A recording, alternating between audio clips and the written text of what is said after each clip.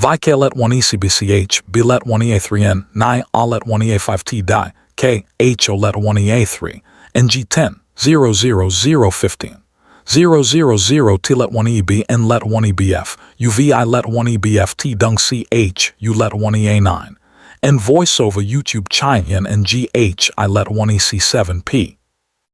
Min S let 1 EBD, V I let 1 EBFT, Theo, T let 1 EB and GPH let 1 E7N. Hashpot 13 The first time I met Trevor Haynes, he was standing in my driveway with a clipboard in one hand and a camera in the other, taking pictures of my car like he just uncovered evidence in a federal investigation. That's not staying here. Those were the first words he ever said to me. Not hello, not welcome to the neighborhood, just that. I remember staring at him for a second, still holding my coffee mug, trying to figure out whether this guy was joking. He wasn't. The funny thing is, if you'd asked me a month earlier what I wanted most in life, my answer would have been simple: peace. Not money, not promotions, not some giant dream house. Just peace. I'd spent nearly 18 years working traffic enforcement throughout Jefferson County. Most people hear traffic cop and think speeding tickets, but the reality is a lot messier than that. You see people at their worst. Road rage, drunk drivers, fatal accidents, parents getting the worst phone call of their lives. After enough years of that, silence becomes valuable. That's why I bought the house in Cedar Ridge Estates. It wasn't the biggest house I'd looked at. It wasn't even the nicest. But the neighborhood felt calm. Kids rode bicycles. Neighbors waved. People walked dogs at sunset. For the first 2 weeks, I thought I'd found exactly what I was looking for. Then Trevor noticed my car. Now, before you picture something crazy, let me explain. I drove a black Dodge Charger, department issued, marked. Nothing unusual. It wasn't parked on the street. It wasn't blocking anyone. It sat quietly in my own driveway. End of story. Or at least it should have been. Trevor apparently disagreed. He lowered his camera and pointed toward the Charger.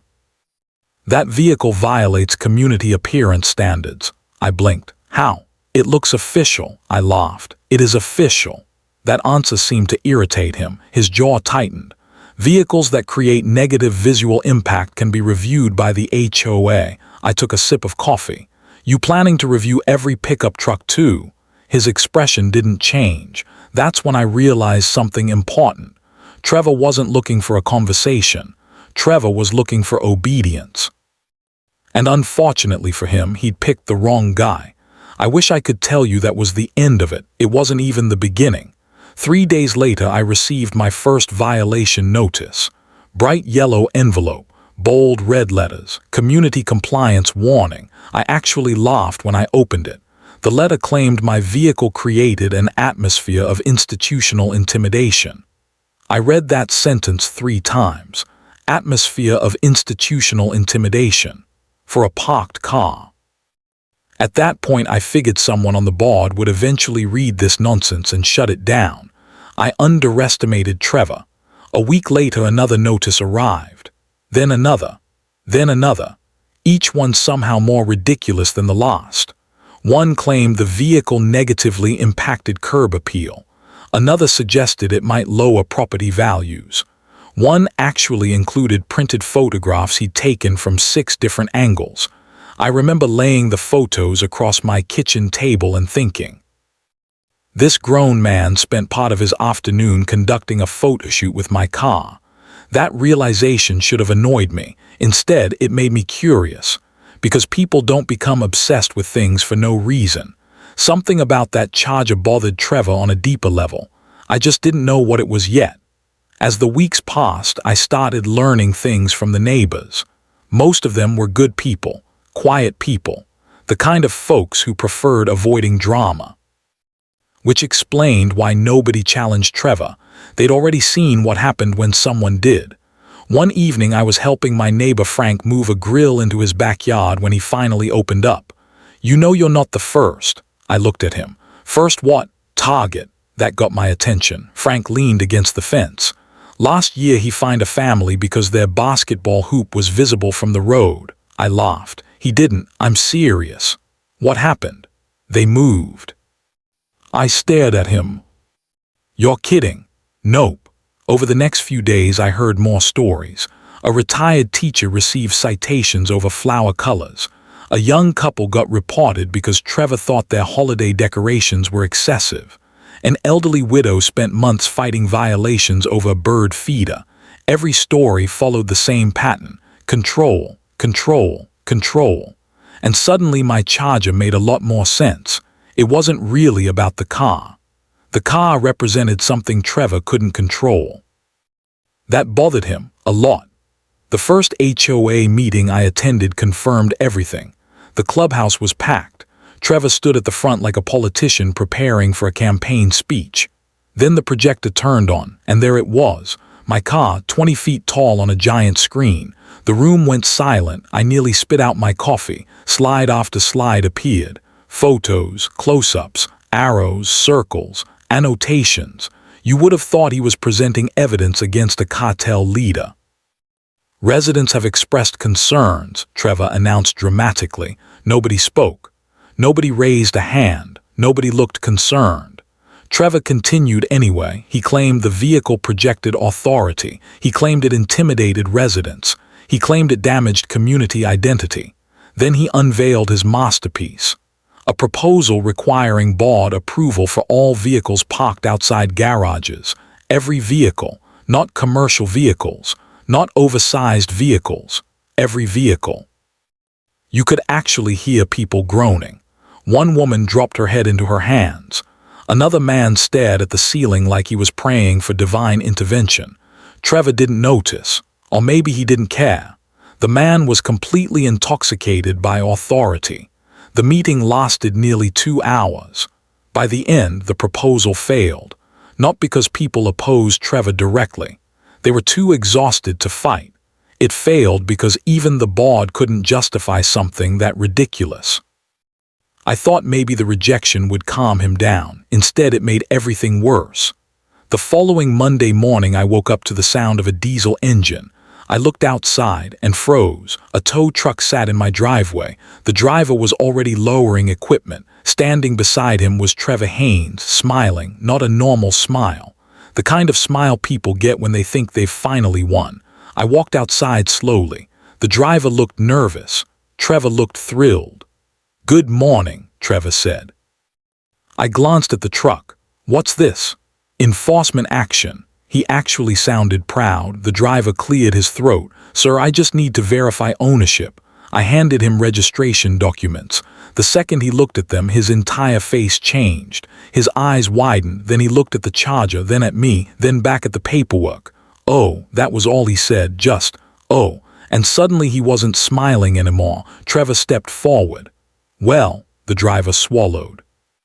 "You didn't tell me this was a law enforcement vehicle." Trevor frowned. So I'm not towing it." Trevor's smile vanished. "What do you mean you're not towing it?" The driver handed me the paperwork back. "I mean exactly that."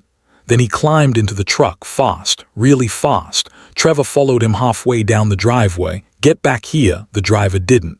Seconds later, the truck disappeared around the corner, leaving Trevor standing in the middle of my driveway, furious, embarrassed.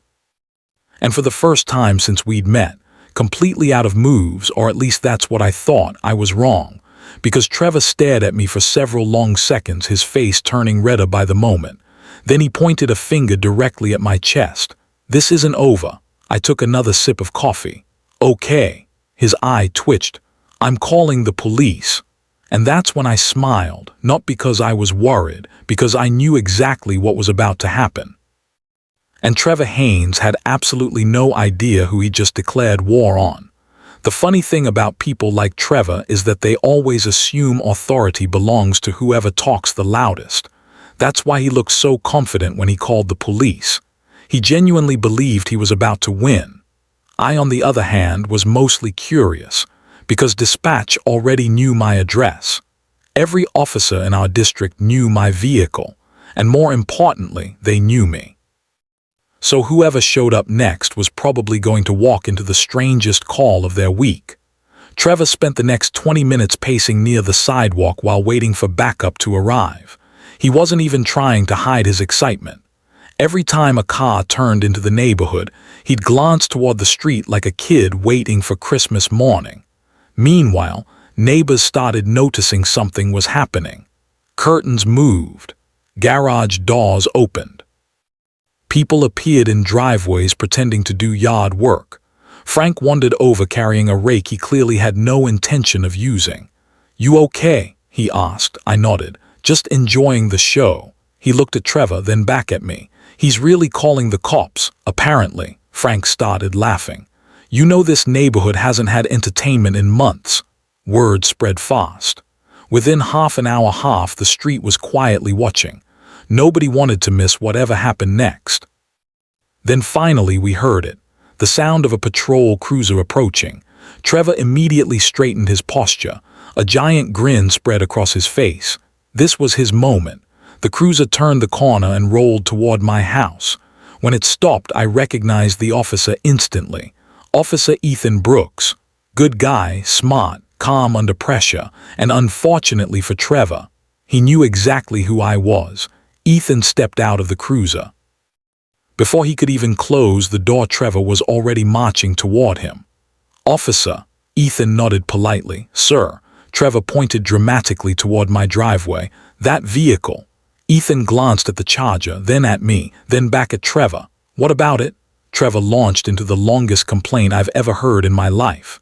He talked about property values, community standards, visual impact, resident safety, unauthorized authority, government intimidation. By the time he finished, Ethan looked like a man questioning every career decision he'd ever made. Finally, Trevor pulled out his phone. "I have evidence." Of course he did. Hundreds of photos, videos, notes, dates, times. Apparently Trevor had spent weeks building a case against a parked car. Ethan scrolled through the gallery. His eyebrows slowly climbed higher. "That's a lot of pictures," Trevor nodded proudly. "I've documented everything." "Oh, I can see that." I had to bite my tongue. Frank nearly walked away because he was laughing too hard. Trevor didn't notice. He was too focused on victory. Finally, Ethan handed the phone back. "Okay." Trevor folded his arms. "Okay," Ethan nodded. "I'm familiar with the owner." Trevor's face lit up. Perfect. Exactly the reaction he'd hoped for. "Then you understand the problem." Ethan looked at him. "No." The smile disappeared. "What?" "No, sir, I don't understand the problem." Trevor blinked. Ethan pointed toward me. "That vehicle belongs to a law enforcement officer." Silence. Pure silence. Trevor stared at him, then at me, then back at Ethan. The gears were turning, slowly, painfully. "A real officer?" The question came out almost as a whisper. Ethan nodded. "Very real." I could practically hear the neighbors trying not to laugh.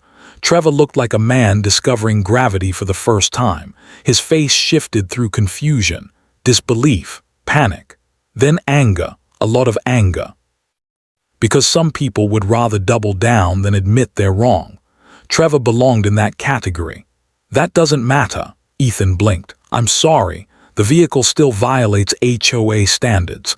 Frank actually snorted. Several people turned away to hide smiles. Ethan maintained professional composure. "Barely. Sir, HOA regulations don't determine whether a vehicle is legal." Trevor's jaw clenched. "But it shouldn't be here." Ethan looked at me, then at the registration, then back at Trevor. "It belongs here." Trevor looked ready to explode, and that's exactly what he did. For the next 5 minutes he argued with Ethan, then with me. Then seemingly with reality itself. Nothing worked. Eventually, Ethan returned to his cruiser and left. Case closed. At least that's what everyone else thought, not Trevor, because humiliation doesn't always create reflection. Sometimes it creates obsession. And Trevor became obsessed. Over the next few weeks his behavior escalated from annoying to genuinely bizarre. Every morning he walked past my house. Every afternoon he walked past again. Phone in hand, camera recording, always watching, always documenting. Neighbors started calling his setup mission control. One afternoon I came home from work and found him sitting in a folding chair directly across from my driveway, not reading, not relaxing, just staring, recording. I rolled down my window. "You doing okay over there?" He didn't answer, just kept filming. That should have been ridiculous. Instead, it felt sad. Because by then I was starting to understand something. This wasn't really about rules or vehicles or community standards. Trevor needed control. Without it, he didn't know who he was. And every day my Charger remained in that driveway was a reminder that some things existed beyond his reach. Then came the email. The email changed everything. One evening, every resident in Cedar Ridge Estates received a message from Trevor. Subject line, urgent community safety alert. Never a good sign. The email was 3 pages long. 3 pages. It described a suspicious law enforcement-style vehicle operating within the neighborhood. It warned residents to remain vigilant. It suggested community safety was at risk. And somehow, it still never occurred to Trevor to simply ask what I did for a living.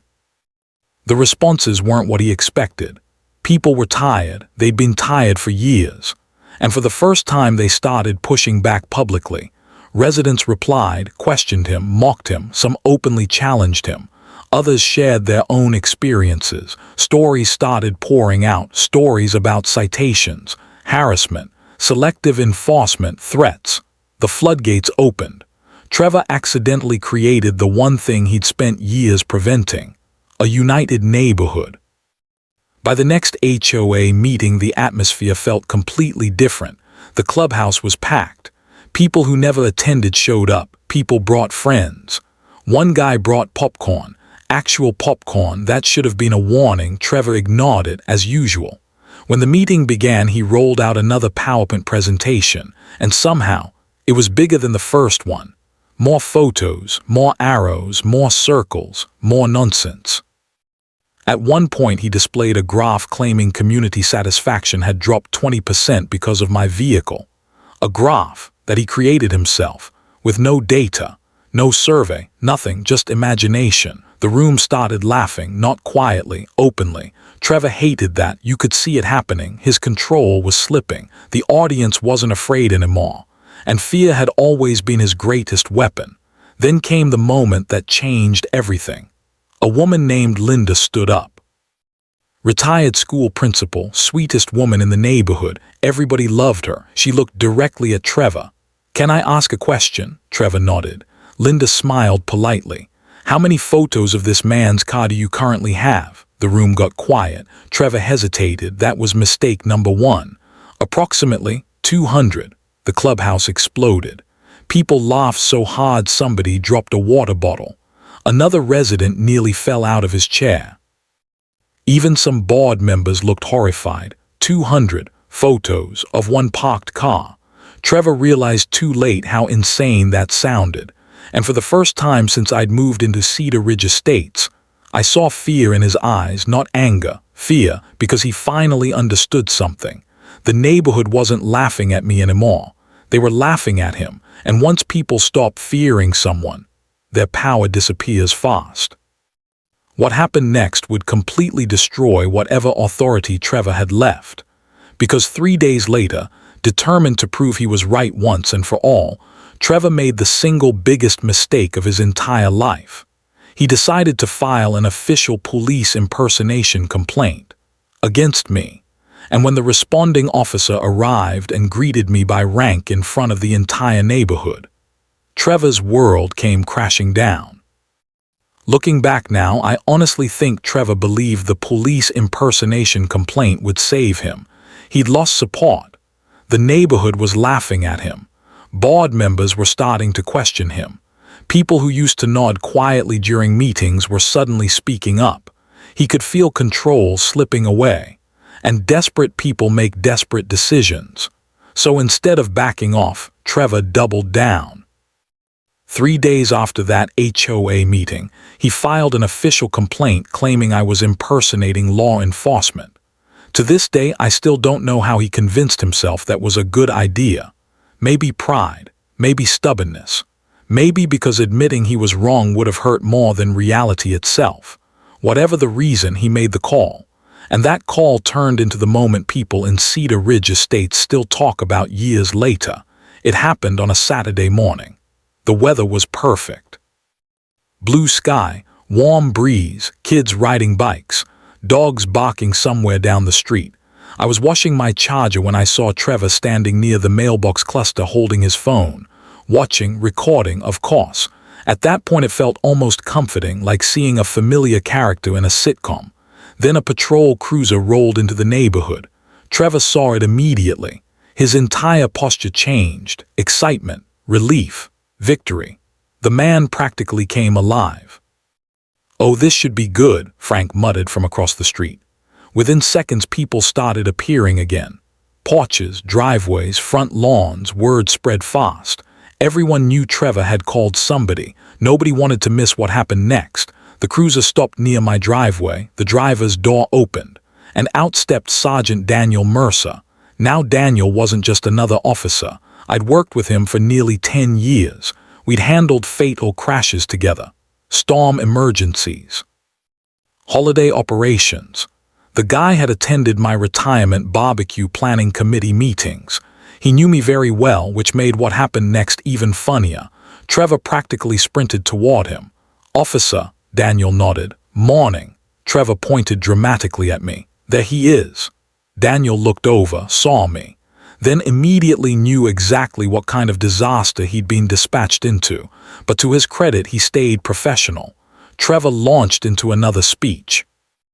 Longer than the first one somehow. He talked about violations, authority, community danger, property values, police impersonation, threats to public safety. I think he even used the phrase domestic security concern at one point. Daniel listened patiently, very patiently, the kind of patience only experienced officers develop. Finally, Trevor finished. Daniel nodded slowly, then looked at me, then back at Trevor. "Sir, are you certain you want to pursue this complaint?" That question should have been a warning. Trevor missed it completely. "Absolutely." Daniel took a breath. Then came the moment that ended everything. He looked directly at me and smiled. "Good morning, Captain Walker." The silence was immediate, absolute, complete, total. You could have heard a leaf hit the pavement. Trevor just stood there, frozen, his mouth opened slightly. Nothing came out. Several neighbors exchanged looks. Frank actually whispered, "Oh no." Daniel continued. "Everything okay this morning, Captain?" I nodded. "Pretty good until about 20 minutes ago." A few people laughed. Trevor still hadn't moved. I don't think his brain had fully processed what happened yet. "Captain?" The word finally escaped his lips. Daniel turned toward him. "Yes, sir." Trevor pointed at me, slowly, like somebody discovering a ghost. "Him?" Daniel nodded. "Yes. He's a police officer." Another nod. 22 years. The color drained from Trevor's face, then returned all at once. Bright red. The kind of red that starts at the neck and climbs upward. People were recording openly now. Nobody even pretended otherwise. This had become neighborhood history. "But," Trevor stammered. "But," Daniel waited. "But why didn't he tell me?" That question made several people laugh out loud. Even I couldn't help smiling. The answer was simple, because he'd never asked. Not once. Not a single time. For months he'd made assumptions, filed complaints, sent violations, called tow companies, created presentations, started arguments, and never once had he simply walked over and asked a basic question. Daniel looked at him calmly. "Sir, that's not really his responsibility." The crowd loved that answer. Trevor looked like he'd been punched. Then Daniel delivered the final blow, the professional one, the official one, the one Trevor couldn't ignore. "Mr. Haynes, knowingly filing false reports can carry consequences. I'd strongly recommend ending this matter today." You could actually watch Trevor's confidence collapse, like a building losing structural support. Everything that held him upright disappeared. The authority, the certainty, the control, gone for the first time since I'd known him. He looked small, really small. He mumbled something nobody could hear, turned around, and walked back toward his house. Not angrily, not dramatically, just quietly. Like a man who suddenly realized he'd become the punchline. The neighborhood erupted the second his front door closed. People laughed, cheered, clapped. One guy actually yelled, "Best HOA meeting ever," and it wasn't even a meeting. Even Daniel laughed. Before leaving, he shook my hand. "Try not to start any more neighborhood revolutions." "I'll do my best." Unfortunately for Trevor, the story wasn't over because public humiliation was only the beginning. The following week, the HOA board called an emergency meeting. Attendance was mandatory. That alone told everyone something serious was happening. The clubhouse overflowed. People stood along walls, sat on windowsills, filled every chair. Nobody wanted to miss it. Trevor sat near the front, silent. No clipboard, no camera, no speech, just silence. The board president opened the meeting, then began reading findings from an internal review, and the deeper they looked, the worse things became. Years of selective enforcement, targeted violations, unauthorized citations, improper complaints, personal vendettas. Dozens of residents had been affected, some financially, some emotionally. Some had actually considered moving away. The room grew quieter with every page because suddenly this wasn't funny anymore. It was sad. One man's need for control had damaged an entire community. By the end of the meeting, the board voted unanimously. Every questionable citation would be removed. Every disputed fine refunded. Every enforcement policy rewritten. And Trevor would be permanently removed from any leadership role within the HOA. The vote wasn't even close. The room erupted, applause, cheers, relief. For many people it felt like years of frustration finally lifting. Trevor didn't argue, didn't yell, didn't fight. He simply sat there, staring at the floor, and honestly, that was the moment I stopped seeing him as a villain. Because underneath all the arrogance and control issues was just a lonely man whose identity had become tied to power. Without it, he didn't know who he was. A few weeks later, I ran into him at a grocery store, just the two of us. No audience, no neighbors, no cameras. For a second we stood there awkwardly. Then Trevor surprised me. He looked me in the eye and said something I'd never expected to hear. "I owe you an apology." Not dramatic, not emotional, just honest. I nodded. He continued, "I got carried away." That might have been the biggest understatement in human history, but it was a start. People rarely change overnight. Most don't change at all. Yet standing there in that grocery aisle, Trevor seemed different, older somehow, lighter, less angry. Maybe losing everything forced him to see things clearly. Maybe it didn't. I honestly don't know. What I do know is that Cedar Ridge estates changed after that. Neighbors started talking more. Trust slowly returned. People stopped worrying about ridiculous violations. Kids played outside again. Families relaxed. The community finally became what it was supposed to be all along. And every now and then, when someone new moves into the neighborhood, somebody inevitably tells the story. The story about the HOA president who tried to have a police captain's car towed from his own driveway. Every time they tell it, the details get a little bigger. The reactions get a little funnier. The legend grows. Maybe that's just what communities do. But here's the part I'm still curious about. If I'd told Trevor the truth on day one, if I'd simply said, "Hey, I'm Captain Mason Walker and that charger belongs to the department," would any of this have happened? Or would he have found another target eventually? Someone else to control, someone else to fight, someone else to prove a point against? Honestly, I don't know, and that's why I want to ask you. Do you think Trevor deserved everything that happened? Or should I have stopped the whole thing before it went that far? Let me know in the comments, because even now, years later, people in our neighborhood still argue about that question.